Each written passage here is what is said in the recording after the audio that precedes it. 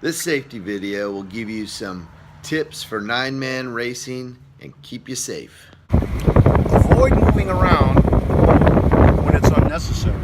This is again related to weight distribution, but is also for your own safety. Stray swells combined with boat maneuvers can cause sudden jolts that may throw you off balance, potentially injuring yourself or others.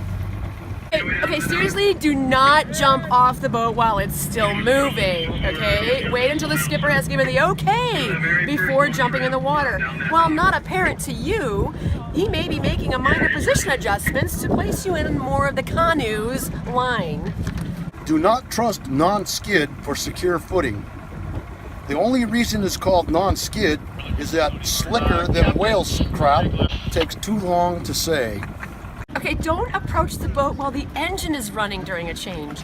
No shark has less mercy than a spinning propeller, and again, the skipper may be making small adjustments to the boat's position. Approach the swim step boarding ladder from the side farthest away from the propeller. Please be able to identify the propeller. Even when not moving, propellers can be quite sharp and cause a severe wound. Do not use the bimini poles for support. When standing or when getting on or off the boat, these are not designed to carry the weight of a person who has lost their balance, may break, causing you to fall and the skipper to get upset about the damage you've caused to his boat. Do not sit on the bow of cuddy cabin boats when underway. If you slip off the foredeck, you can easily be run over. You need to keep the items that you bring aboard with you down to those that you will need during the race. These boats have little room for extra gear, and it's invariably underfoot. Be mindful of where you step on the boat, particularly when getting on or off. I've seen several skippers get very upset when people scuff or dirty the upholstery by walking on it. Get with your escort skipper before the race, know who he is, identify the boat for your team, so you're not scrambling around at the last minute, or worse yet, on the ocean, not knowing which escort boat. Get organized before coming onto the boat, and get to the boat on time before the canoe launches. For longer events, such as the Catalina Classic, keep coolers down to a minimum. For mini boats, it may be better to bring 2 or 3 small coolers rather than one big one. Avoid using foul language. Many skippers won't care, but you never know who will and who won't. So if you avoid it altogether, you're guaranteed not to offend anyone. On escort boats, keep your gear together. Don't let your stuff go laying around and moved around. It becomes an obstacle. People are going to trip on, or you're going to lose things, someone's going to get hurt. Coaches, give the skipper clear instructions, but do not press him to push the limits of the rules of his equipment. Take your trash with you when you leave the boat.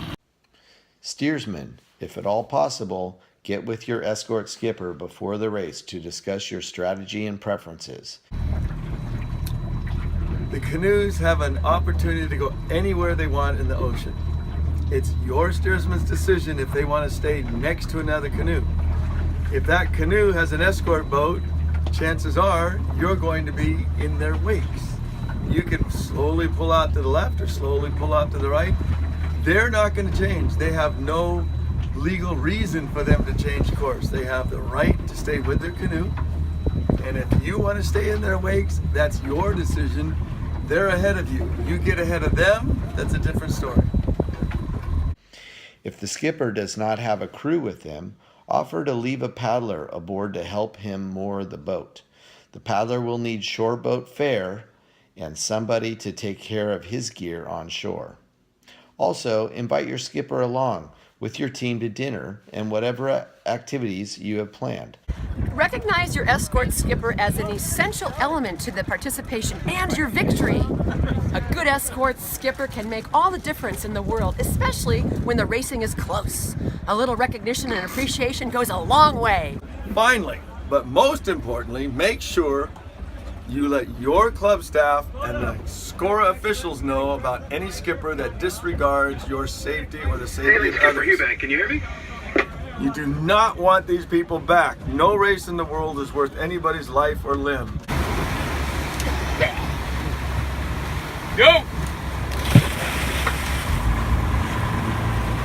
2-4! Spread out, guys! 2-4! Spread out! 2-4!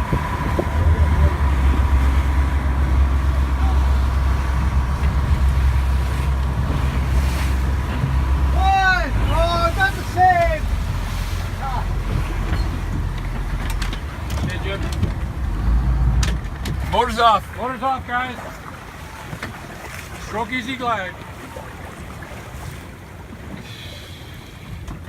The old man get on the boat yet? Hang on, hang on.